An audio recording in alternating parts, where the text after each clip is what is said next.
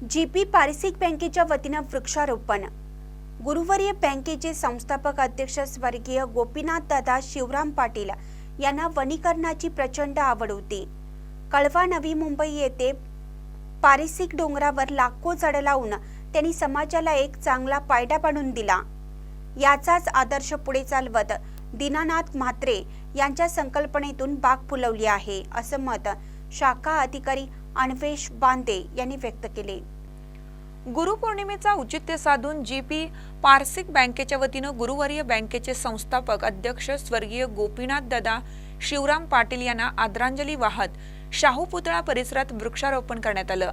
शाहू पुतळा परिसर येथे गुलाब, मोगरा, जाई जुई, जास्वंद, सोनचाफा, रातराणी, प्राजक्ता यासह विविध प्रकारची 45 सुगंधी फुलांची झाडे लावण्यात आली। यावेळी अमर शिवते, श्रीकांत पाटील, अरुण पाटील, विकास भोसले, बाहुबली पाटील, उज्ज्वला मधाळे, रोशन पाटील, चिराग मुकाशी, अमित घाडगे, संतोष हेरुगिरी, प्रकाश गावडे, शिवाजी मोरे, रामचंद्र कोरवी यांच्यासह कर्मचारी उपस्थित होते। महानकर निप्ससाठी विकास लवाटे, इचलकरंजी। ताज्या बातम्यांसाठी महानकरेला सबस्क्राइब करा आणि बेल आयकॉनला क्लिक करा।